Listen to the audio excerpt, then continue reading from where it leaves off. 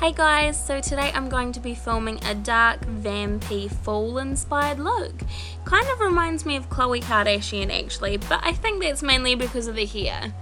So to start off this look, we're going to be using Benefit's Professional Primer, and you can see I've just popped it through the T-zone because that's my most oily area, so just making sure nothing's going to be slipping and sliding around basically. Now we're taking this Maybelline foundation stick and just putting it around the eyes, because when you're using dark colours I always like to recommend doing the eyes first. If you have a little bit of fallout, it is so much easier to clean up compared to if you do foundation, then eyes, and then it turns into a mess, and I mean, who has time for that really? So you can see that I have now started popping eyeshadow in the crease, and I'm just having a wee sing along because that's what I do when I have my makeup. When I put my makeup on basically, kind of turn a little bit crazy and I sing and I dance and you know, all that fun stuff. So I've used the Chi Chi palette.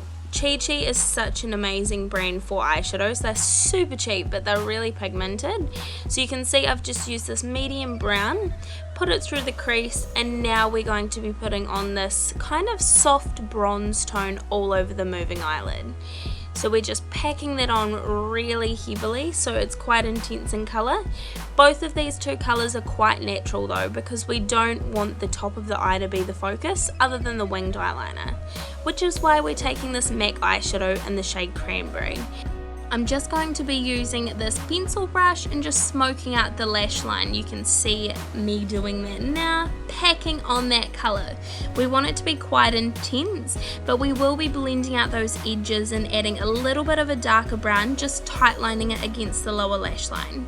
So you can see now, this is my secret trick. Don't tell anyone.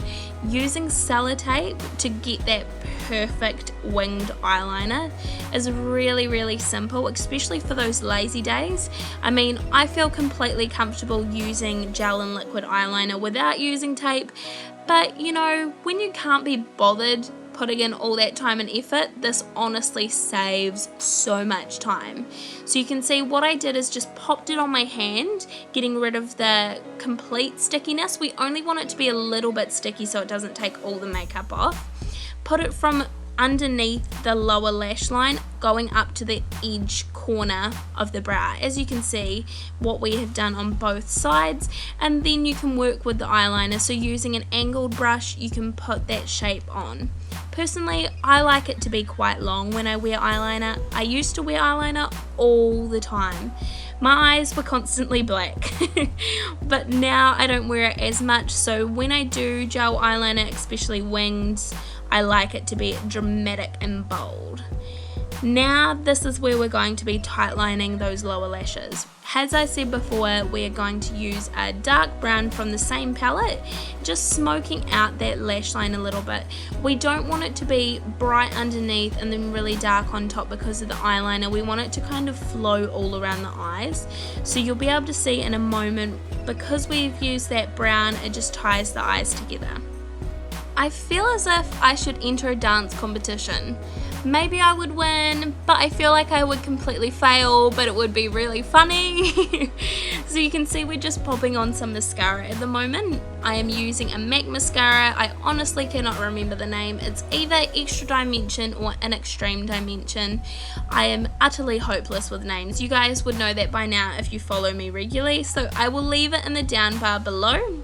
You can see we're popping foundation stick from Maybelline in the shade 120 all over the face because it's so simple and basic. I didn't leave that in the video. I didn't want you guys falling asleep halfway through. So we've just literally popped it all over using the stick and then buffed it out with a kabuki brush by Sigma. And then we have used this Rimmel 15 hour lasting powder. This is one of my favorite powders because it literally does the job and it's a nice consistency without being too powdery.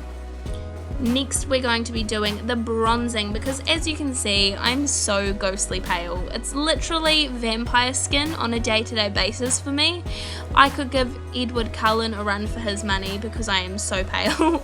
So I've just bronzed up the skin using this Maybelline, it's kind of half bronzer half highlighter duo in the shade medium, and now we're using this Milani baked blush, just a tiny bit though, because when you're pale like me, if you use too much it can go disaster mode.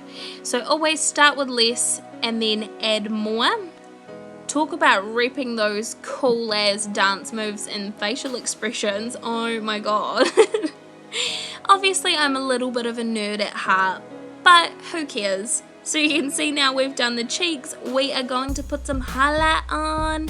This is my favourite highlight of all time, whoop whoop, MAC Soft and Gentle, Holy Grail product, and you can see I'm bathing my skin in it, so on the cheekbones and T-zone. I don't like to look super oily and greasy, but I love a bit of glow to the skin.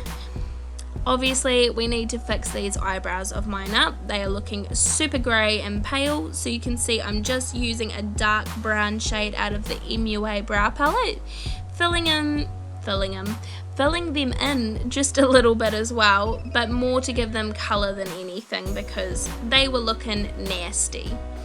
Going on to the lips, we're going to be using this Gerard Cosmetics kind of like a stain / liquid lipstick. I think it's just a liquid lipstick, but it is so stunning. Really nice plummy pinky purple tone, and I will leave the name down in the description bar. Is that what you call it? Just down below anyway, if you guys want to see it.